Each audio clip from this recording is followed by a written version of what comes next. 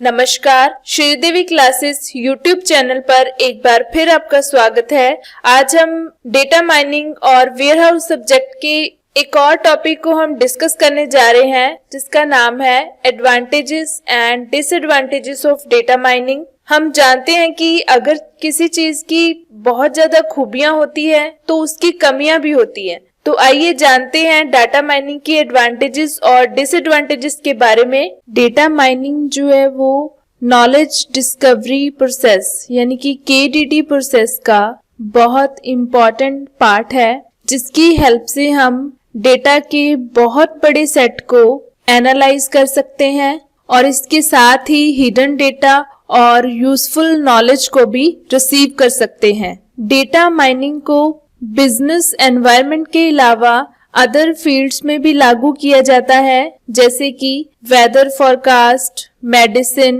Transportation, health care, insurance, government etcetera.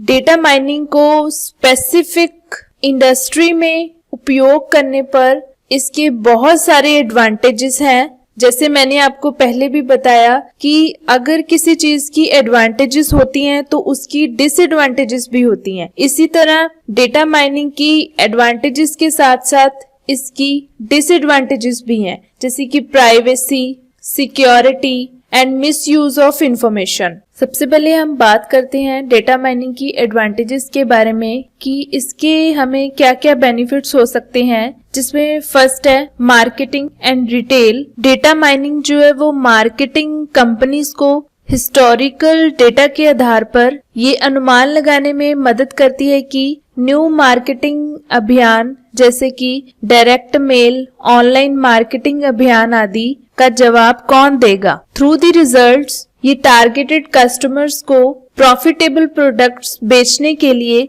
एक appropriate approach को रखेंगे।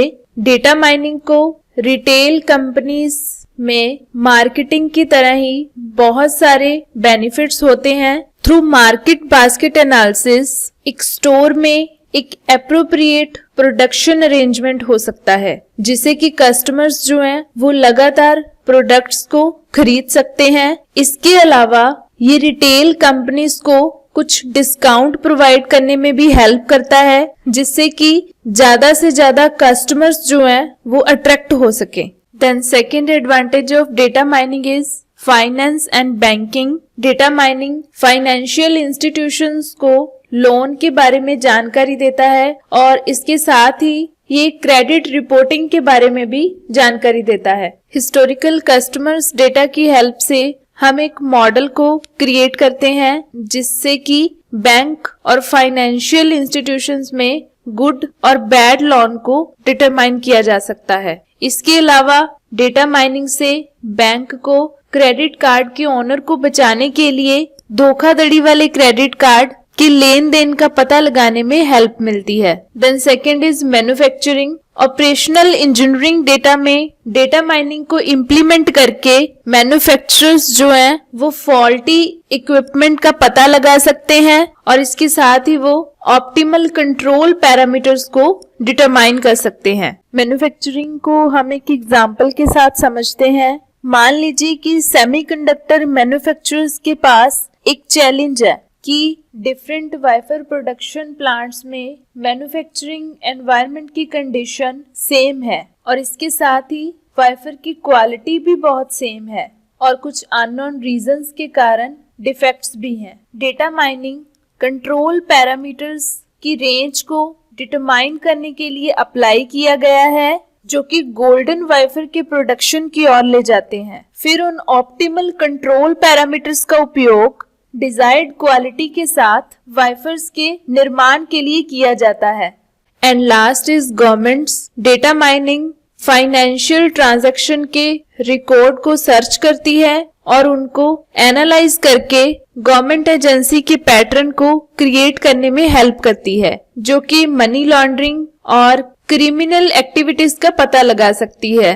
तो आइए हम जानते हैं इसकी डिसएडवांटेजेस के बारे में, जिसमें फर्स्ट है प्राइवेसी इश्यूज। पर्सनल प्राइवेसी के बारे में जो चिंता है वो हाल ही में बहुत ज्यादा इंक्रीज हो रही है, खासकर जब इंटरनेट, सामाजिक networks, e commerce, forums, blogs के साथ फल फूल रहा है, क्योंकि प्राइवेसी इश्यूज के कारण लोग जो है अपनी पर्सनल इंफॉर्मेशन से डरते हैं और एक उपयोग किए जाने वाला अनएथिकल वे जो कि संभावित रूप से बहुत सी परेशानियों का कारण बनता है। बिजनेस अपने परचेजिंग बिहेवियर के ट्रेंड को समझने के लिए कई तरह से अपने कस्टमर्स के बारे में इंफॉर्मेशन इकट्ठा करते हैं। हालांकि जो बिजनेस है वो हमेशा के लिए नहीं चलते हैं, किसी वजह के कारण वो कुछ दिन तक अधिग्रहित किए जा सकते हैं। इस पर्सनल इंफॉर्मेशन को किसी को बेचा जा सकता है या लीक किया जाता है। Then second disadvantage of data mining is security issues. Security is a big issue.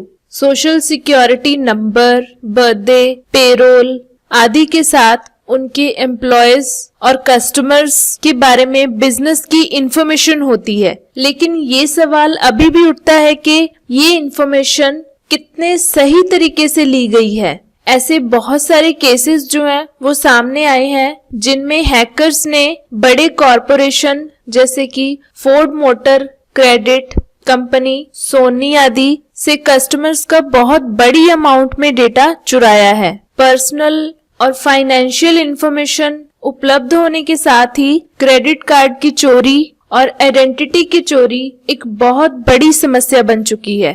And last is misuse of information और इनएक्यूरेट इंफॉर्मेशन। एथिकल पर्पस के लिए डेटा माइनिंग के थ्रू डेटा को कलेक्ट किया जाता है या इंफॉर्मेशन को कलेक्ट किया जाता है और उसका मिसयूज किया जाता है।